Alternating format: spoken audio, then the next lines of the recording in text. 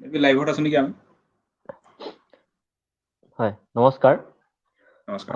দুৱাৰ ফাউণ্ডেশ্যনৰ উইকেণ্ড টকছলৈ আমি সকলো লোকে দুৱাৰ ফাউণ্ডেশ্যনৰ তৰফৰ পৰা মই শ্ৰী কিৰণ দাসে স্বাগতম জনাইছো।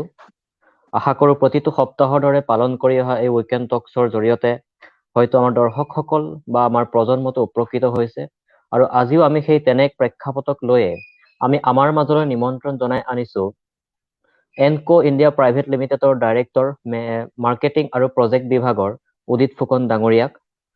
তেখেতক আমি আমাৰ শ্ব'লৈ স্বাগতম জনাইছো। আশা কৰোঁ ধন্যবাদ। তেখেতৰ উপস্থিতিয়ে আৰু তেখেতৰ বহুমূলীয়া বক্তব্যই আমাৰ দুৱাৰ ফাউণ্ডেশ্যনৰ লগতে আমাৰ সমূহ দৰ্শকক কিছু কিছু ক্ষেত্ৰত হ'লেও উপকৃত কৰিব। আহক আমি অনুষ্ঠানৰ মাজলৈ যাওঁ। নমস্কাৰ গ্ৰহণ কৰিব উদিত ফুকন ডাঙৰীয়া। নমস্কাৰ কিৰণ, ভাল লাগিলে। হয় ছাডেনলি মোক মাতিলা। মই যথেষ্ট মোৰ প্ৰিপাৰেশ্যন বহুত বিশেষ নাই, তথাপিও তোমালোকৰ যিখিনি কুৱেশ্যনছ থাকিব, কুৱেশ্যনছখিনি মই পৰাপক্ষত উত্তৰ দি যাবলৈ চেষ্টা কৰিম। হয়, আজি আমাৰ বিষয়টো হৈছে scope of entrepreneurship in science and technology.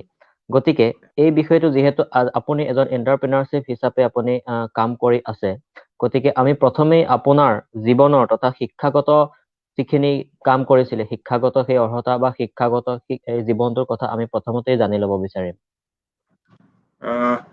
শিক্ষাগত অৰ্হতা মানে মোৰ শিক্ষাগতটো অলপ বেলেগ ধৰণৰ মানে মই মেট্ৰিক পাছ কৰি পেলাই মই আৰ্টছতে মই হায়াৰ ছেকেণ্ডেৰী কৰিছিলোঁ। তাৰপিছতে ছাডেনলি মই হায়াৰ ছেকেণ্ডেৰী ফাৰ্ষ্ট ইয়েৰত মই ITI পঢ়িব গুচি গ'লোঁ, ইণ্ডাষ্ট্ৰিয়েল ট্ৰেইনিং ইনষ্টিটিউট, ইলেক্ট্ৰিচিয়ানত। ITI পঢ়ি থকা অৱস্থাতে মই হয় higher secondary second year complete কৰিলোঁ। মানে ITI মই ফাৰ্ষ্ট ইয়েৰত মোৰ হায়াৰ ছেকেণ্ডেৰী ছেকেণ্ড ইয়েৰ মই কমপ্লিট কৰিছোঁ। তাৰপিছত ITI যেতিয়া মই ছেকেণ্ড ইয়েৰ আছোঁ, মানে হয় ITI ছেকেণ্ড ইয়েৰত যেতিয়া মোৰ শেষ হ'ব, তেতিয়া মই ডিগ্ৰী ফাৰ্ষ্ট ইয়েৰত নাম লগালোঁ। তাৰপিছতে মোৰ ITI কমপ্লিট হ'ল। ITI কমপ্লিট হোৱাৰ হয় লগে লগে মোৰ এইফালে ডিগ্ৰী এইফালে মই ছেকেণ্ড ইয়েৰত পালোঁ। চাইমল্টেনিয়াছলি মই সেই সময়ত হয় আমাৰ যিটো ITI কৰি লৈ পিনে পলিটেকনিক কৰাৰ এটা সুবিধা থাকে ডিপ্ল'মা কৰ্চৰ। তো মই সেই ITI কৰি লৈ পিনে হয় মই ডিপ্ল'মাত এপ্লাই কৰিলোঁ ইলেক্ট্ৰিকেল ইঞ্জিনিয়াৰিঙত। আছাম ইঞ্জিনিয়াৰিং ইনষ্টিটিউটত মই তেতিয়া ছিট পালোঁ। এৰাউণ্ড 4 নম্বৰ মানত মোৰ নামটো আছে। হয় তো মোৰ হাতত আৰু ITIত মই আমাৰ ট্ৰেড হয়, ট্ৰেডৰ ভিতৰত টপ কৰাৰ কাৰণে মোৰ এটা সুবিধা আহিছিলে যে মই দুলীয়াজান ৰিফাইনেৰীত ট্ৰেইনিং কৰিব যাওঁ। ফাৰ্ষ্ট বেচত মোৰ ট্ৰেইনিঙৰ মোৰ চান্স আছিলে। চ' দুটা অপশ্যন আছিলে মোৰ ওচৰত। হয় এটা অপশ্যন হয়তো মই দুলীয়াজানত মই গৈ অইলত গৈ এপ্ৰেণ্টিছশ্বিপ ট্ৰেইনিং কৰোঁ, আৰু নহ'লে মই হয় গুৱাহাটীত আহি লৈ পিনে চানমাৰী যিখন আমাৰ আছাম ইঞ্জিনিয়াৰিং ইনষ্টিটিউট আছে, তাত আহি পিনে মই ফিজিক্স, কেমেষ্ট্ৰি, মেথামেটিক্স হয় আকৌ মই আহি পঢ়িবহি লাগে। প্ৰথম কথা হ'ল মই আৰ্টছৰ ল'ৰা আছিলোঁ, মোৰ বেকগ্ৰাউণ্ড হয় আৰ্টছ হয় আছিলে। ছাডেনলি মই ইঞ্জিনিয়াৰিং কৰ্চত সোমাবৰ কাৰণে মোৰ ভয়ো লাগিছিলে। কিন্তু মোৰ দেউতাৰ এটা সপোন আছিলে যে সৰুতে মোক পলিটেকনিক পঢ়োৱাৰ হয় এটা মন আছিলে, হেঁপাহ আছিলে। কিন্তু মোৰ মেট্ৰিকত মই থাৰ্ড ডিভিজনত মেট্ৰিক পাছ কৰাৰ কাৰণে মই সেইটো সুবিধা ল'ব নোৱাৰিলোগে। তো ভাবিলোঁ যে যদি সেইটো কৰিব পাৰোঁ, তেতিয়াহ'লে হয় ইমান হয় এটা সুবিধা পাইছোঁ, পোৱাৰ কাৰণে মই সেইকাৰণে অপৰচুনিটিটো মই হেৰুৱাব নিবিচাৰৰ কাৰণে মই আহিলোঁ গুৱাহাটীত পঢ়িলোঁ। পঢ়ি পেলাই মই পাছ কৰিলোঁ। দেন 2014ত মই ফাৰ্ষ্ট ক্লাছ উইথ ডিষ্টিংশ্যন মই গ্ৰেজুৱেশ্যনো কমপ্লিট কৰিলোঁ লখিমপুৰৰ পৰাই। তাৰপিছতে চাইমল্টেনিয়াছলি ইয়াতে মই আহি লৈ পিনে ফাৰ্ষ্ট ক্লাছ হয় মই পাছ কৰিলোঁ ইলেক্ট্ৰিকেল ইঞ্জিনিয়াৰিং। দেন মই ONGC ট্ৰেইনিং কৰিলোঁ 1 বছৰ। তাৰপিছত আহি পিনে ট্ৰেইনিং কৰি থকা সময়তে বহুতকেইটা প্ৰাইভেট কোম্পানীত চাকৰি পালোঁ, কিন্তু মই যোৱা নাছিলোঁ ট্ৰেইনিংটো এৰি পিনে। দেন আহি পিনে আকৌ মই হয় ভল্টাছত কাম কৰিলোঁ, এটা প্ৰাইভেট লিমিটেড কোম্পানী, এটা লিমিটেড কোম্পানী এটা। দেন ইয়াত কাম কৰি মই প্ৰথমে চেলছ ইঞ্জিনিয়াৰ হিচাপে কাম কৰিছোঁ, দেন প্ৰমোশ্যন হৈ এৰিয়া চেলছ মেনেজাৰ হ'লোঁ।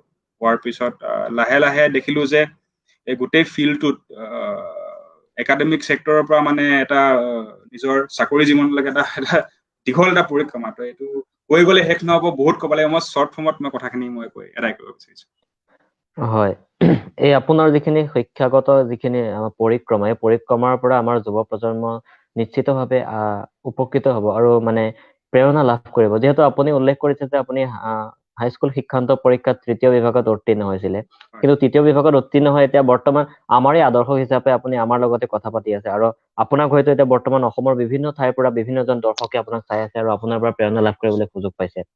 হয়, আমি এইটো কথা জানি ভাল লাগিলে। আৰু এণ্টাৰপ্ৰিনাৰশ্বিপ হিচাপে যিহেতু চায়েন্স এণ্ড টেকনলজিৰ কথা কোৱা হৈছে, আপুনি হয় এই বিষয়টো কিয় বাছি ললে, আৰু এই বিষয়টো বাছি লোৱাৰ আঁৰত আপোনাৰ কিবা মানে লক্ষ্য জড়িত হৈ আছিল নেকি?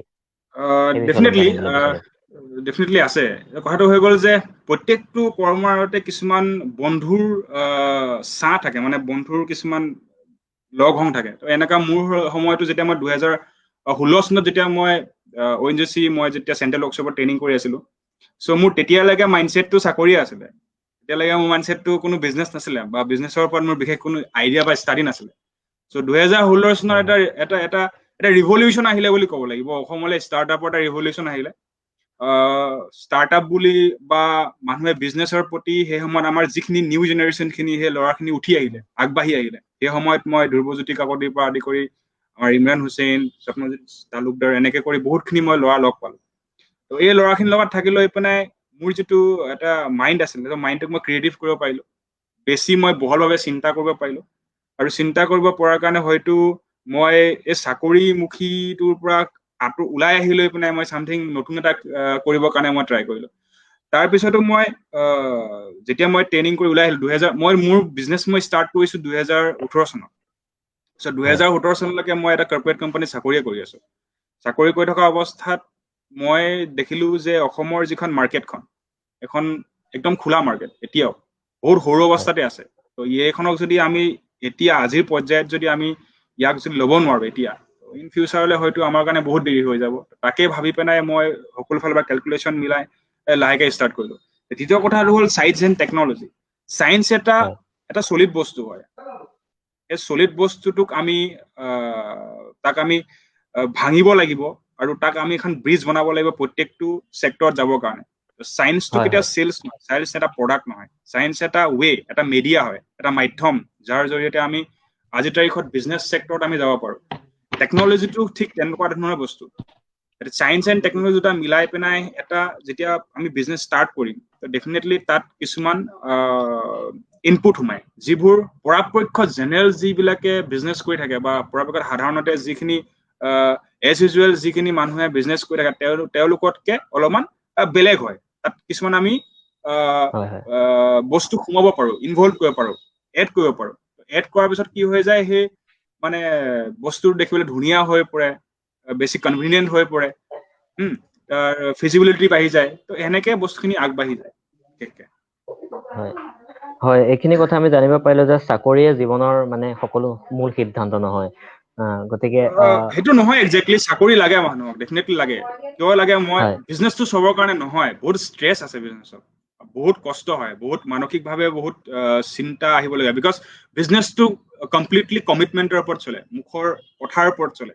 মুখৰ কথা যেতিয়া ইফাল সিফাল হয়, তেতিয়া বহুত ধৰণৰ ষ্ট্ৰেছ আহে। কাৰণ সদায় এটা পৰ্যায়ত থকা নাযায়। যেতিয়া বিজনেছ এটাত সোমোৱা যায়, ষ্টাৰ্টিঙত বস্তুবিলাক এনেকুৱা লাগে একোৱে নাই, মানে কোনেও কাম নিদিয়ে, এইটো নহয়। মুঠতে তুমি গোটেই ঘূৰি মেলি এদায় কৰি দিবা, তুমি কাম নাপাবা। কিন্তু যেতিয়া তুমি কাম পাবা, কাম কৰা সময়ত তুমি যদি প্ৰপাৰ চাৰ্ভিচটো প্ৰভাইড কৰিব নোৱাৰা, সেই সময়ত এনেকুৱা লাগে যে মোৰ চাকৰি কৰা হেঁতেনে ভাল আছিলে। তো কোনো এটা ক্ষেত্ৰতে বা কোনো এটা ফিল্ডতে একো সহজ নহয়, যেতিয়ালৈকে আমি সেই ফিল্ডটোক প্ৰপাৰলি আমি এনালাইচিছ নকৰো, প্ৰপাৰলি তাক আমি যেতিয়া আমাৰ এটা ভাল এটা ক্ষেত্ৰত লৈ নাযাওঁ, আগবঢ়াই লৈ নাযাওঁ, ষ্টেবল নহওঁগে সেই পৰ্যায়টোত গৈ লৈ পিনে, তেতিয়ালৈকে কোনো এটা ছেক্টৰ চিকিয়ৰ নহয়। এইটো আইদাৰ জব হওক, বা আইদাৰ এইটো কোম্পানী হওক, বা বিজনেছ হওক, যিয়ে হওক।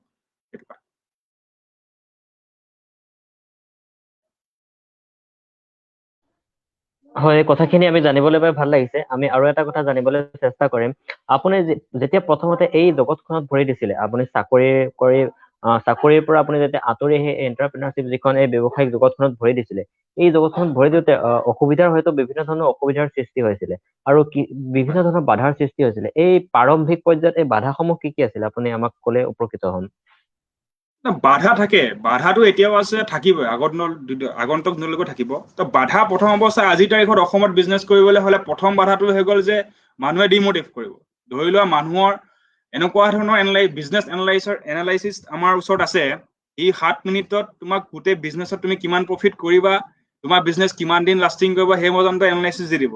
কিন্তু দেখিবা যে সি নিজে তোমাৰ আজি তাৰিখলৈকে একো এডাল কৰিব পৰা নাই। তো কথাবোৰ এনেকুৱা হয় যে বিজনেছ এটা কৰাৰ পৰা বাধা ডেফিনেটলি আছে।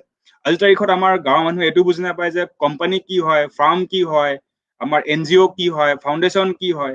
এই গোটেই বস্তুবোৰ আজিৰ তাৰিখলৈকে মানুহ নাজানে। ফাৰ্মৰ ভাগ কেইটা আছে, পাৰ্টনাৰশ্বিপ ফাৰ্ম কি, পাৰ্টনাৰশ্বিপ লিমিটেড লাইবিলিটিশ্বিপ পাৰ্টনাৰশ্বিপ কি হয়, প্ৰাইভেট লিমিটেড কোম্পানী কাম হয়। তো এই বহুতবিলাক বস্তু নজনাৰ কাৰণে সেই মানুহবিলাকৰ মানুহবিলাকৰ পৰা বহুত ধৰণৰ নিগেটিভ ফিডবেক পোৱা যায়। আৰু দ্বিতীয় কথাটো হৈ গ'ল যে বিজনেছ এটা কৰিবলৈ আৰম্ভ কৰিলে অসমত মই বহুত কষ্ট প্ৰথম অৱস্থাত মোৰ নিজৰ ঘৰৰ পৰা মই ছাপোৰ্ট পোৱা নাছিলো। ছাপোৰ্টটো পোৱা নাছিলো আজি 1 বছৰ আগলৈকেও মোৰ দেউতাই মোক কৈ থাকে, মোৰ মায়ে মোক কৈ থাকে যে চাকৰি নকৰকে কিমান আৰু এনেকে থাকিবি। কিয়নো বিজনেছ কৰিলে আপোনাৰ 1 বছৰতে ধনী হৈ যাব নোৱাৰি। ঠিক আছে, সেইটো এটা বেলেগ বিজনেছ কৰিব লাগিব।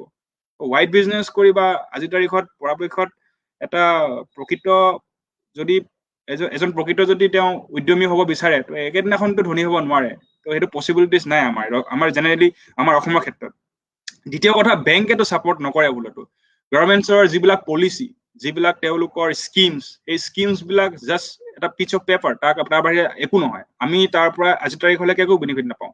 মই মোৰ নিজৰ কোম্পানীৰ পৰা এক্সাম্পল, মই last 2.5 yearsত more than 33 million rupees ওপৰত মই বিজনেছ কৰিছো নৰ্থ ইষ্টত। তো তাৰপিছত আজিৰ তাৰিখত বেংকক যেতিয়া লোন খুজিব যাওঁ, বেংকে কয় যে কোম্পানী 5 বছৰ পুৰণা হ'ব লাগিব ট্ৰেড লাইচেন্সটো। চ' তাৰপিছতো আমি সুবিধা নাপাওঁ। সেইকাৰণে সুবিধাটো নাই, সুবিধাটো নিজে ল'ব লাগিব। মাছৰ তেলে মাছ ভাজিব জানিব লাগিব, চবতছে ডাঙৰ কথা। অসমত বিজনেছ কৰিলে সেইটোৱে হয়। পৰাপক্ষত মাছৰ তেলে মাছ ভাজিব যদি জানে তেতিয়াহ'লে সি বিজনেছত আহিব পাৰিব। আদাৰৱাইজ বিজনেছত বেংকৰ পৰা ছাপোৰ্ট লৈ বা কোনোবা ইনভেষ্টৰৰ পৰা ছাপোৰ্ট লৈ পিনে অসমত বিজনেছ কৰাটো ইমান সহজ নহয় আজিৰ তাৰিখত, মই ভাবোঁ। সেইকাৰণে মই যেতিয়া ষ্টাৰ্ট কৰিছিলো, ষ্টাৰ্ট কৰাৰ সময়ত এইকেইটা বস্তু ফেচ কৰা। প্ৰথম কথাটো হৈ গ'ল ছাপোৰ্ট, দ্বিতীয় কথাটো হৈ গ'ল মেণ্টৰৰ অভাৱ আছে। মেণ্টৰৰ অভাৱ আছে মানে ধৰি লোৱা তুমি আজিৰ তাৰিখত লাইচেন্স এখন উলিয়াবলৈ গৈ আছা, ট্ৰেড লাইচেন্সখনকে উলিয়াব গৈ আছা। তো ট্ৰেড লাইচেন্সখন কেনেকে ওলাব, কি ধৰণে ওলাব, সেই বস্তুটো তোমাক ভালকে ক'ব জনা এজন মানুহ নাই। তুমি আজিৰ তাৰিখত উদ্যোগ আধাৰ এখন উলিয়াবা, তোমাৰ কোম্পানী খুলিবা, উদ্যোগ আধাৰখন কেনেকে উলিয়াবা, কি কাৰণে উলিয়াবা, সেইটো তোমাক কোৱা মানুহ নাই। GST খন কেনেকে উলিয়াবা, তোমাক কোনো এটা তুমি পাৰ্টিকুলাৰ ছেক্টৰত তুমি মানুহৰ ছাপোৰ্টটো নোপোৱা, ডকুমেণ্টেশ্যনৰ ক্ষেত্ৰতে হওক বা সেয়া তোমাৰ ফাইনেন্সিয়েল ছেক্টৰতে হওক। এতিয়া ইয়াৰ লগে লগে কি হৈ যায়, মানুহবিলাক ডিমটিভ হৈ যায়। ধৰি লোৱা মানুহবিলাকেতো ৰাস্তাটো দেখাব নোৱাৰে, তো ভুল ৰাস্তা দেখাই দিয়ে। ট্ৰেড লাইচেন্সখন উলিয়াবলৈ এনেকে ধৰণে বহুত দিন লাগিব, বহুত কষ্ট, নোৱাৰো এখন উলিয়াবলৈ। তো প্ৰথম অৱস্থাতে মানে তেওঁ কি কৰি দিয়ে, মনটো সেমেকাই দিয়ে। দ্বিতীয় কথাটো হৈ গ'ল ফাইনেন্সটো, ইনভেষ্টৰটো নোপোৱাই কেতিয়াও। নোপোৱা মানে তুমি যিমানে ডাঙৰ পলিচি নবনোৱা কিয়, যিমানে ডাঙৰ তুমি মাৰ্কেটিং ষ্ট্ৰেটেজি নবনোৱা কিয়, যোনটো তুমি এটা প্ৰডাক্টৰ তুমি মাৰ্কেটিং কৰা, পৰাপক্ষত ফাৰ্ষ্ট জেনেৰেশ্যন যিখিনি এণ্টাৰপ্ৰিনিয়াৰ্ছ আছে বা ছেকেণ্ড জেনেৰেশ্যন যিখিনি এণ্টাৰপ্ৰিনিয়াৰ্ছ আছে বা যিখিনি হ'বলৈ আহিছে, উদ্যমী নতুনকে ওলাই আহিছে, তো তেওঁলোকে সেইটো ছাপোৰ্ট পৰাপক্ষত পোৱাটো কঠিন, আৰু মই পোৱা নাছিলো। ইভেন মই যেতিয়া মোৰ দেউতাৰ পৰাও মই 11 টকা সুতত পইচা লৈ পিনে মই বিজনেছ কৰিছিলো। একচুৱেলি সুতটো মোৰ দেউতাই এইকাৰণে লোৱা নাছিলে যে মোৰ পৰা সুত খোৱা ইণ্টাৰেষ্ট নহয়, তো মোক এইটো তেওঁ চেলেঞ্জ দিছিলে যে পাৰিবে নোৱাৰো। তো কথাবোৰ সেনেকুৱা ধৰণৰ কথা। এতিয়া মইতো এটকাও লৈ পিনে বিজনেছ ষ্টাৰ্ট কৰা নাছিলো। আজিৰ তাৰিখত হয়তো ময়ো ভাবো যে বেলেগে যোনে পৰাপক্ষত অসমত বিজনেছ কৰিবলৈ হওক, তেওঁলোকে এটকাও নোহোৱাকে বিজনেছ কৰা ষ্টাৰ্ট কৰক, তেতিয়া প্ৰকৃত পৰাপক্ষত তেওঁ নিজকে এজন আজিৰ তাৰিখত এটলিষ্ট এজন এণ্টাৰপ্ৰিনিয়ৰ বুলি ক'ব পাৰে বা কৈ পিনে আগবাঢ়িব পাৰে, আৰু 4-5 জনক ৰাস্তা দেখাব পাৰে যে কেনেকে আগবঢ়াই নিব পৰা যায়। এইটো কথা। মই তোমাক দেখা পোৱা নাই, আছেনে বাৰু?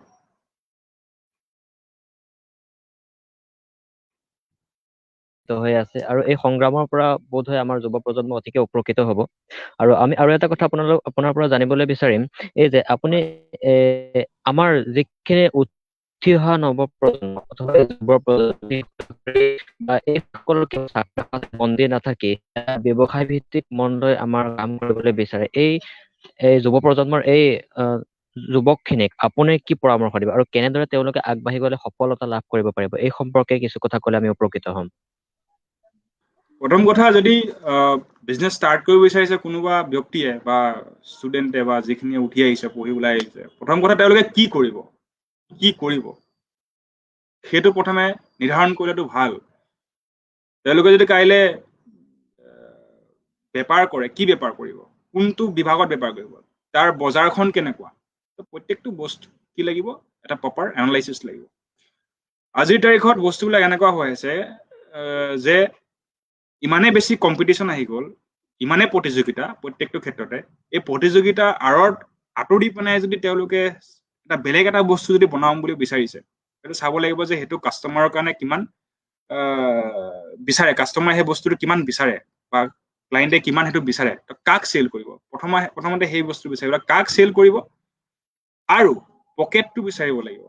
পকেট মিনছ সেইটো চেল কৰাৰ পিছত পইচাটো ক'ৰ পৰা আহিব, কোনখিনি মানুহক চেল কৰিলে সেই বস্তু তেওঁলোকে এটা বস্তুটো চাই ল'ব লাগিব যে কোনটো ছেক্টৰত গৈ মই বিজনেছ কৰিম, কোনটো প্ৰডাক্ট লৈ মই বিজনেছ কৰিম, সেই প্ৰডাক্টটো এক্সিষ্টিং প্ৰডাক্ট নে নতুন ইনোভেশ্যন কৰিব লৈছো, ইনোভেশ্যন যদি কৰিব লৈছো সেইটো কিমান তাৰ ফিজিবিলিটি আছে, কিমান তাৰ নিডছ আছে মাৰ্কেটত, এই গোটেই বস্তু চাব লাগিব। এতিয়া বহুত ট্ৰেণ্ড ওলায়, এতিয়া বহুত ওলায়, পাৰ্টিকুলাৰলি ইনোভেশ্যন ফিল্ডতে মই চাইছো, ময়ো নিজে ইনোভেশ্যন ফিল্ডত আছিলো সৰু সুৰাকে, মই চাওঁ যে বহুত চামথিং ইনোভেশ্যন কৰিছো, কিবা এটা মই উদ্ভাৱন কৰিছো, পেপাৰ 4-5খন পেপাৰ কাট ওলাই গ'ল, তাৰপিছত গৈ লৈ পিনে সেই বস্তুটো সেই তেনেকে পৰি থাকে গ'লে মানে, তাক মাৰ্কেটিং কৰিব নোৱাৰে, তাক এটা পৰ্যায়লৈকে লৈ যাব নোৱাৰেগে। তো এইটো বেয়া কথা, মানে কি হৈ যায় বস্তুটো, যিবোৰ মোৰ উদ্ভাৱন বিলাকে হওক বা চামথিং মই কিবা এটা ক্ৰিয়েট কৰিছো, তো সেইটো এৱাৰ্ডমুখী হ'ব নালাগে, মানে সেইটো উদ্যোগমুখী হ'ব পাৰিব লাগে, আৰু সেইটো উদ্যোগমুখী কৰিব পৰা সেনেকুৱা এটা মাইণ্ডছেট লৈ পেলাইহে বস্তুটো বনোৱা ভাল। ছাডেনলি মই কিবা এটা বনাই দিলো, বনাই দিয়াটো মেইন থিং নহয়, তাক বিকিব পাৰি, তাৰ পৰা কাষ্টমাৰ তাৰ পৰা যাতে সুবিধা হয়, এই বস্তুটো আমি চাব লাগিব। তো আজিৰ তাৰিখত বহুতখিনি আমাৰ অসমৰ যিখিনি ইনোভেটৰ্ছ খিনি আছে, প্ৰত্যেকখিনি এৱাৰ্ডমুখী ইনোভেটৰ্ছ, তেওঁলোকৰ পৰা ইণ্ডাষ্ট্ৰিয়েল বা তেওঁলোকৰ উদ্যোগমুখী হোৱাগে নাই, আৰু এইটো এটা ভাল সুযোগ আছে আমাৰ নতুন জেনেৰেশ্যনটোৰ কাৰণে, এই গেপটো মাৰিবৰ কাৰণে। এতিয়া ছায়েন্সৰ ক্ষেত্ৰত যদি মই ক'বলৈ যাওঁ, ছায়েন্স এতিয়া মোক মেইন আজি যিটো টপিক ওলাইছিলে যে science and technology, Yes science and technology আছে। এতিয়া বটানিকেলে হওক বা জুলজিয়ে হওক বা বায়'লজিয়ে হওক, কেমেষ্ট্ৰিয়ে হওক, প্ৰত্যেকটো ল'ৰা BSc কৰাৰ পিছত তেওঁলোকে কিছুমান পাৰ্টিকুলাৰ ছাবজেক্ট লৈ বাছি লওক যে কোনটো ছেক্টৰত তেওঁলোকে নিজৰ লাইফটো আগবাঢ়িব পাৰিব। লাইফৰ দুটা স্কিল আছে, এডুকেশ্যন এটা শ্বৰ্ট স্কিল আৰু লং স্কিলত। তেওঁলোকে চাব লাগিব যে শ্বৰ্ট স্কিলত মই কোনটো বস্তু বাছি লওঁ যিটোত মোৰ সোনকালে মই নিজকে ছাষ্টেইন কৰিব পাৰোঁ। সোনকালে যেতিয়া মই ছাষ্টেইন কৰিবলৈ হ'লে মই কোনোবা এটা বস্তু লৈ যাব লাগিব। মই আজি বটানিকেলৰ ক্ষেত্ৰত যাওঁ, এটা বটানিকেলৰ ক্ষেত্ৰত এটা ডাঙৰ এখন মাৰ্কেট আছে, বটানিকেল মাৰ্কেট আছে, হিউজ মাৰ্কেট আছে। সেই বটানিকেল মাৰ্কেটখনত এটা বটানিকেল পঢ়া ল'ৰা এটাই, BSc কৰা বা মাষ্টাৰ ডিগ্ৰী কৰা ল'ৰা এটাই সি কেনেকে সোমাব, এই বস্তু চাব লাগিব। মই এখন বটানিকেল গাৰ্ডেন খুলিলো ধৰি লোৱা, তো আজিৰ তাৰিখত মই আমাৰ আয়ুৰ্বেদিক কোম্পানীবিলাক আমাৰ অসমলৈ আহি আছে। পতঞ্জলি জাষ্ট এটা এক্সাম্পল তাৰ। এল'ভেৰাৰ পৰা গিলৈ মানে হগনি লতা যি কয়, তাৰলৈকে তেওঁলোকে কিনে, ক্ৰয় কৰে। আজিৰ তাৰিখত বটানিকেল ল'ৰা এটাই যদি এখন ডাঙৰ, তেওঁলোকৰ আমাৰ কি নাই, মাটি নাই নে কি নাই, মাটিটো ডেফিনেটলি আছে আমাৰ। তাতে যদি আমি তেনেকুৱা ধৰণৰ কাল্টিভেশ্যন কৰিব পাৰোঁ, এইবোৰ কৰিব পাৰোঁ, তেতিয়াহ'লে তাত গৈ লৈ পিনে সেই বস্তুবোৰ বিকিব পৰা যায়। তো আজিৰ তাৰিখত নিউ জেনেৰেশ্যনখিনিয়ে প্ৰথম কথা বিজনেছ কৰিবলৈ অহাৰ আগত প্ৰথম কথা কি বিজনেছ কৰিব, 2 নম্বৰতে বজাৰখন ক'ত আছে, 3 নম্বৰতে পকেটটো ক'ত আছে, 4 নম্বৰতে কিমান সোনকালে আগবাঢ়িব পাৰিব। আমি এটা প্ৰডাক্ট লৈ কেতিয়াও এটা লং টাৰ্মত আমি যাব নোৱাৰো। যেতিয়া মই নিজৰ কোম্পানী ষ্টাৰ্ট কৰিছিলো, মই তেতিয়া খুচুৰি কাম কৰিছিলো। তাৰপিছত মই ইলেক্ট্ৰিকেল, তাৰপিছত মই PEB, তাৰপিছত মই HBSC। তো মানুহ সদায় ক্ৰমান্বয়ে ছেগমেণ্ট বলাই যাব লাগিব, ছেগমেণ্ট। আজিৰ তাৰিখত যদি মই কি বুলি কয় বায়'কেমেষ্ট্ৰি যদি মই কাম ষ্টাৰ্ট কৰিছো, বা ধৰি লওক আমি বায়'টেকনলজি যদি মই কাম ষ্টাৰ্ট কৰিছো, মই অকল কি বুলি কয় কেমেষ্ট্ৰি যদি আজি কাম কৰিছে, অকল পাৰ্টিকুলাৰ মই হেণ্ড চেনিটাইজাৰ বনোৱাতে ময়ো থাকিব নালাগিব।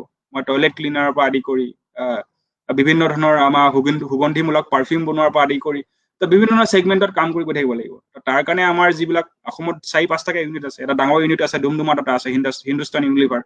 সেইবিলাক কোম্পানীৰ লগত গৈ কথা পাতিবগৈ লাগিব। আমাৰ ডাঙৰ কৰ্পৰেট কোম্পানীবোৰৰ লগত কথা পাতিব লাগিব। কথা পাতিলে কি ওলাব, নিজৰ স্কিলছটো ওলাব যে মই কিমান ডেভেলপ কৰিছো, বা মোৰ ৰিচাৰ্চটো কিমান দূৰলৈকে পাইছেগে যে মোৰ কথাটো শুনি কোনোবাই মোৰ প্ৰতি আকৰ্ষিত হৈছে। একেবাৰতে ছাকচেছটো নোলায়, লাহে লাহে কণ্টিনিউৱাছ এটা যদি আমি কৰি থাকো, ডেফিনেটলি এটা ছাকচেছ আহিব, আৰু ডেফিনেটলি মানুহে এটা সময়ত আঁকোৱালি ল'ব, একচেপ্ট কৰিব বস্তুখিনি। আৰু সেই একচেপ্টটোৱে বহুত ডাঙৰ বস্তু লাইফত। সেইকাৰণে যোনে বিজনেছ কৰিব বিচাৰে, নিউ জেনেৰেশ্যনখিনিয়ে আহক। বহুত এতিয়ালৈকে মাৰ্কেটটো বহুত অপেন হৈ আছে, বাহিৰৰ মানুহে ইয়াত আহি কাম কৰি আছে।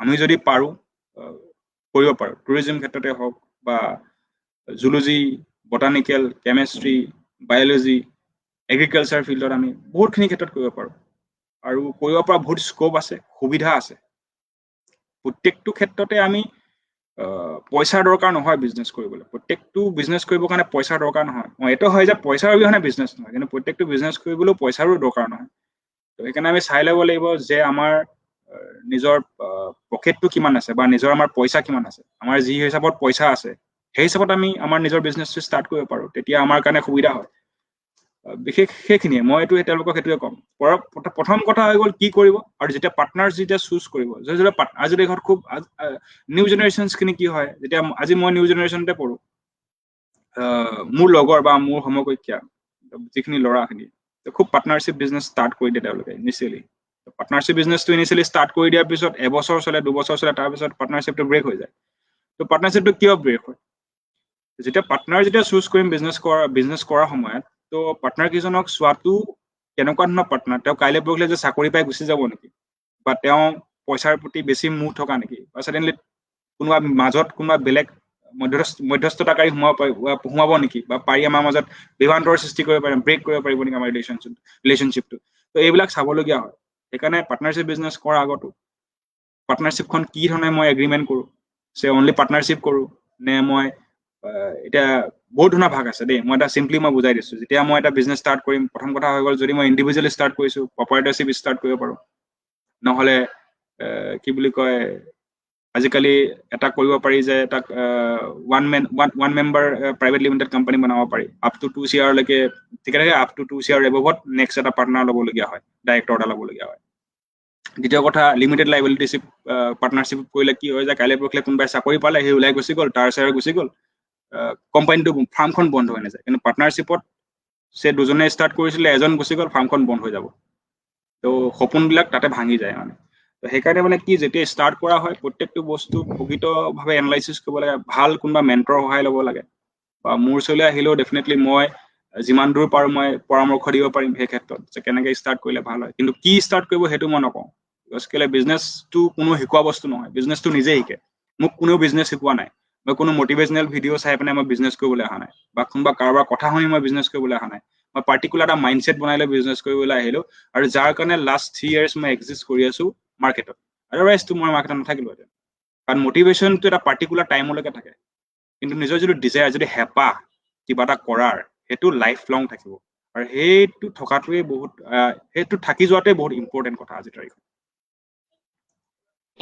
হয় আমি এটা কথা জানিব পাৰিলো যে মোৰ নেটৱৰ্কৰ অসুবিধাৰ কাৰণে মই ভিডিঅ'টো অফ কৰি লৈছো যদি ক্ষমা কৰিব দৰ্শকে হয় আপুনি এটা কথা উল্লেখ কৰিছে যে বঁটা বাহনৰ কথাটো সঁচাকৈ আমাৰ বৰ্তমান অসমতে হওক বা সমগ্ৰ বিশ্বৰ প্ৰেক্ষাপটতে হওক মানে বিভিন্ন ধৰণৰ ক্ষেত্ৰতে বঁটা বাহনৰ প্ৰতি লিপ্সাটো আমাৰ বাঢ়ি গৈছে সকলো প্ৰজন্মৰে আৰু তদুপৰি আপুনি আৰু এটা কথা উল্লেখ কৰিলে যে অসমৰ প্ৰেক্ষাপটত অসমত থাকি অসমৰ পৰা বাহিৰৰ ল'ৰা আহি ইয়াত বিভিন্ন ধৰণৰ উপায়েৰে টকা পইচা উপাৰ্জন কৰি আছে কিন্তু আমাৰ অসমীয়া ল'ৰাসকলে কিছু কিছু ক্ষেত্ৰত তেওঁলোক যেন দুৰ্বল যেন অনুভৱ হয় তদুপৰি আৰু এটা কথা আপুনি উল্লেখ কৰিলে যে অসমত বিভিন্ন ঠাইত বিভিন্ন দেধাৰ সুবিধা আছে যাৰ জৰিয়তে আমাৰ অসমীয়া যুৱকসকল স্বাৱলম্বিতাৰে তেওঁলোকে জীৱনটো চলাই নিব পাৰে গতিকে আপোনাৰ প্ৰতি মই আৰু এটা কথা মই সুধিবলৈ বিচাৰিছো যে এই অসমত থাকি অসমীয়া ডেকা ল'ৰাই কিদৰে মানে এটা নতুন কাম হাতত ল'ব আৰু ইয়াৰ প্ৰথম প্ৰাৰম্ভিক পৰ্যায়ত তেওঁলোকক মানে কোনে উৎসাহ দিব বা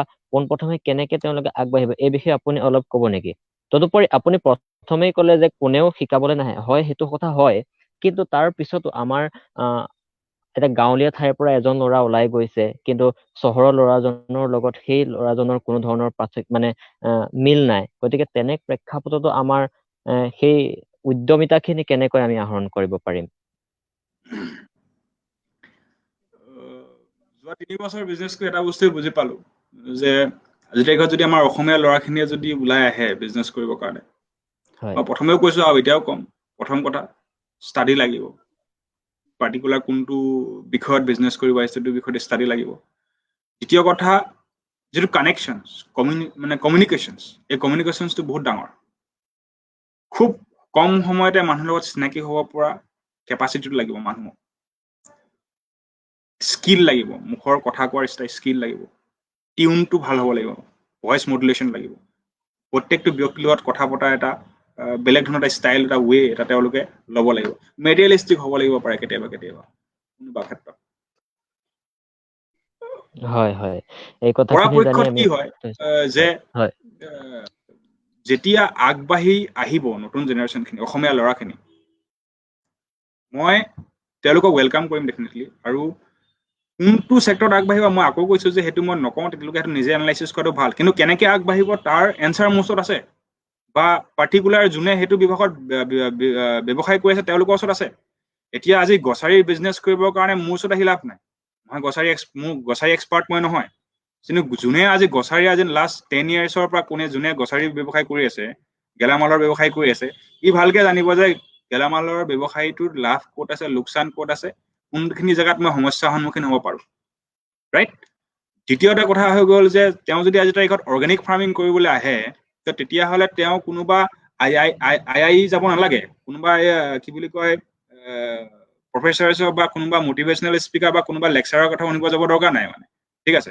তেওঁ যাব লাগিব যে লাষ্ট 5 বছৰ বা 10 বছৰৰ পৰা অৰ্গেনিক ফাৰ্মিঙৰ ওপৰত যোনে কাম কৰি আছে তেওঁৰ ওচৰত যাব লাগিব প্ৰকৃত খেতিয়কজনৰ ওচৰত যাব লাগিব তো আমাৰ মানুহখিনিৰ প্ৰব্লেমটো সেইটোৱে হৈ গৈ যে আমি যিখিনি মানুহে আজিৰ তাৰিখত প্ৰকৃত ফিল্ডত কাম কৰি আছে সেই কাম কৰি থকা মানুহখিনিক প্ৰাধান্যতা নিদিয়াৰ কাৰণে সেই মানুহখিনিক যেতিয়া প্ৰাধান্যতা দিব সেই মানুহখিনিৰ ওচৰত যেতিয়া শিকিবলৈ যাব সেই মানুহখিনিয়ে শিকাব এনেকুৱা নহয় যে প্ৰত্যেকজন মানুহে নিশিকাব শিকাব কিন্তু সেই মানুহজন চিলেক্ট কৰি ল'ব পৰাটো জানিব লাগিব কেনেকৈ মই সেই মানুহজনক চিলেক্ট কৰি ল'ম দ্বিতীয় কথা মই কৈছোঁ চায়েন্স এণ্ড টেকনলজি যিহেতু কথা হৈ আছে আজিৰ তাৰিখত যদি কোনোবাই এগ্ৰিকালচাৰ ছেক্টৰতে যদি কাম কৰিব আহে আজিৰ তাৰিখত আমাৰ যিটো ফাৰ্টিলাইজাৰ যিটো সাৰৰ যিটো ব্যৱসায় সেইটো কোনে চাই আছে নামৰূপৰ পৰা আজিৰ তাৰিখত মানে কুইণ্টেল ৱাইজত ইউৰিয়া ওলাই আছে ইউৰিয়া ব্যৱসায়খিনি কোনে চাই আছে কি পেকেজিং হৈ আছে এই গোটেইবোৰ বস্তুবোৰ চাব লাগিব ভিতৰি কেমেষ্ট্ৰি ল'ৰা এটাই বিশেষকৈ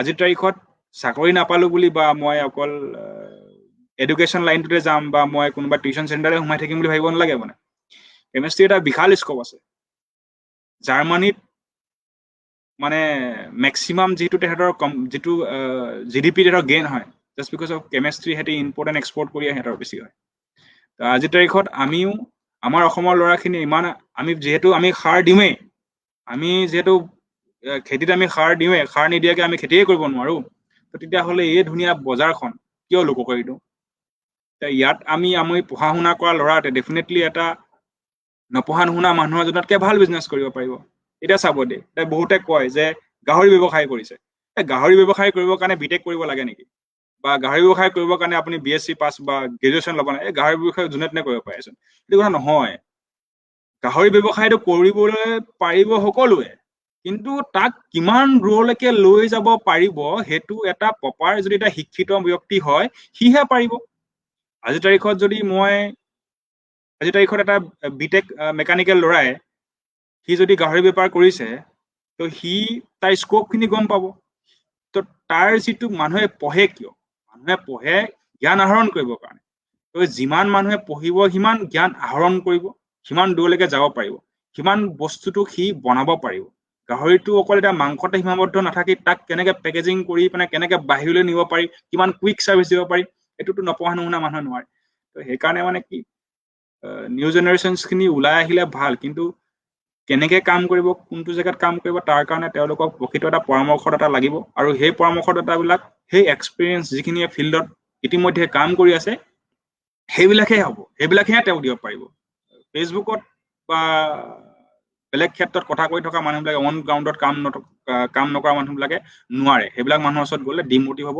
প্ৰাৰম্ভিক পৰ্যায়ত এটা পৰ্যায়লৈকে আগবাঢ়ি যাব তাৰপিছত তললৈ ডেফিনেটলি নামি আহিব চ' মই সেইটোৱে ছাজেষ্ট কৰিম যে তেওঁলোক ডিমোটিভ হ'ব নালাগে যিমান দূৰ পাৰে আগবাঢ়ি আহক সহায় কৰিম আৰু মইতো যথেষ্ট সময়টো আৰু মোৰ ওচৰলৈ আহে মই যিমান দূৰ পাৰোঁ মোৰ ফালৰ পৰা মই মোৰ নিজৰ এক্সপিৰিয়েঞ্চটো মই শ্বেয়াৰ কৰোঁ কিন্তু মই নকওঁ যে তেওঁলোকক যে মোৰ এক্সপিৰিয়েঞ্চখিনি তোমালোকৰ কামত আহিব ক'ৰবাত হয়তো কামত আহিব পাৰে যিখিনি কামত আহে লৈ ল'বা যিখিনি কামত নাহে পেলাই দিবা নিজৰটো এড কৰিব লাগে কিয়নো ময়ো কাৰো এক্সপিৰিয়েঞ্চ লোৱা নাই মই নিজৰ অ'ন এক্সপিৰিয়েঞ্চ পাইছোঁ সেইকাৰণে প্ৰত্যেকটো বস্তু মই কিবা এটা যদি শিকিছোঁ ক'ৰবাত যদি মোৰ ভুল হৈছে সেইটো পইচা দিয়ে শিকিছোঁ ক'ৰবাত যদি মোৰ লষ্ট হৈছে মই পইচা দিয়েই শিকিছোঁ সেই বস্তুটো তো প্ৰত্যেকটো বস্তু মানে এটা ভেলু থাকে লাগিলে সেইটো এক্সপিৰিয়েঞ্চে হওক বা যিয়ে নহওক, আৰু সেই ভেলুটো দিব পৰাটোৱে চবতছে ডাঙৰ কথা।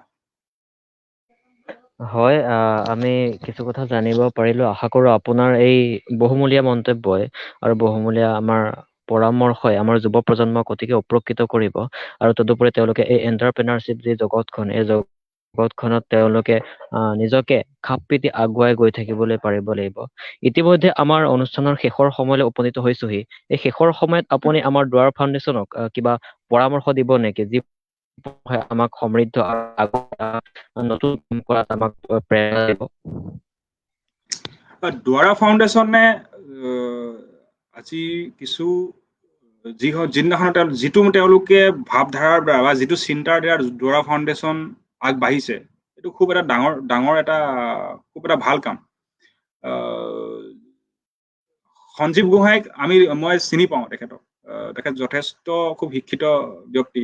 বৰ্তমান তেওঁ লখিমপুৰত থাকে, মই তেওঁক লগো কৰিছোঁ। আৰু যেতিয়া দুৱাৰ ফাউণ্ডেশ্যন খুলিছিলে তেওঁ মোৰ লগত আমি কথাও পাতিছিলোঁ, আৰু মই তেওঁক খুব এপ্ৰিচিয়েট কৰিছোঁ তাৰ কাৰণে যে এনেকুৱা এটা অনুষ্ঠান তেওঁ আগবঢ়াই আনিছে, যি হয়তো অনাগত দিনত বহুত কেইজন ল'ৰাই, বহুত আমাৰ নৱপ্ৰজন্ম হওক বা অলৰেডি আমাতকৈ ডাঙৰসকলেও ইয়াৰ পৰা বহুতখিনি কথা জানিব পাৰিব ইয়াৰ মাধ্যমৰ জৰিয়তে। আৰু যিটো উইকেণ্ড টক্স যিটো আপোনালোকে বনাইছে বা সাপ্তাহিক যিটো বাৰ্তা, এই বাৰ্তাটো প্ৰত্যেকজন ব্যক্তিৰ যিটো বিচাৰধাৰা বা প্ৰত্যেকজন ব্যক্তিৰ যিটো কৰ্মৰ যিখিনি অভিজ্ঞতা, এই অভিজ্ঞতাখিনিয়ে হয়তো কিছু লোকক যথেষ্ট হয়তো সহায় কৰিব, আৰু সেইটোৱে দুৱাৰ ফাউণ্ডেশ্যনক আগুৱাই নিয়াত বা দুৱাৰ ফাউণ্ডেশ্যন যে সঁচাকেই আজিৰ তাৰিখত সমাজত এটা বিশেষ কাম আগবঢ়াইছে বা ছ'চাইটিটো ডেভেলপ কৰাৰ ক্ষেত্ৰত বা তেওঁলোকৰ মাইণ্ডছেটটো অপেন কৰাৰ ক্ষেত্ৰত যে এটা অৰিহণা যোগাইছে, এইটোৱে তাৰ প্ৰমাণ। হয় ডাঙৰীয়া, আপোনাক আমি অশেষ ধন্যবাদ জ্ঞাপন কৰিছোঁ দুৱাৰ ফাউণ্ডেশ্যনৰ তৰফৰ পৰা। আশা কৰোঁ অনাগত দিনত আপোনাৰ সঁহাৰিয়ে আমাক অধিক কাম কৰিবলৈ প্ৰেৰণা যোগাব, আৰু লগতে আপোনাৰ জৰিয়তে আপোনাৰ আনুষংগিক যিখিনি আপোনাৰ মানুহ আছে, সেই মানুহখিনিকো আপুনি দুৱাৰ ফাউণ্ডেশ্যনৰ বিষয়ে দুআষাৰ ক'ব বুলি আমি আশা ৰাখিলোঁ, যাতে দুৱাৰ ফাউণ্ডেশ্যনে আমি অনাগত দিনত যুৱ প্ৰজন্মৰ হৈ কিছু কাম কৰিবলৈ অধিক প্ৰেৰণা পাওঁ, আৰু অসমখনক, সমগ্ৰ অসমখনকে আমি এটা নতুন প্ৰেক্ষাপটত জিলিকাই তুলিব পাৰোঁ আমাৰ নৱপ্ৰজন্মৰ যুৱতীসকলক লৈ। গতিকে আপোনাক আমি পুনৰবাৰ অশেষ ধন্যবাদ জ্ঞাপন কৰিছোঁ আপোনাৰ ব্যস্ততাৰ মাজতো আমাক এই বহুমূলীয়া সময়কণ দিয়াৰ বাবে। আশা কৰোঁ আপোনাৰ ভাল হওক, আৰু আপুনি নতুন নতুন কামেৰে আপুনি নিজৰ জীৱনটোত আপুনি আগুৱাই গৈ থাকক। ধন্যবাদেৰে আমি শুভৰাত্ৰি। নমস্কাৰ।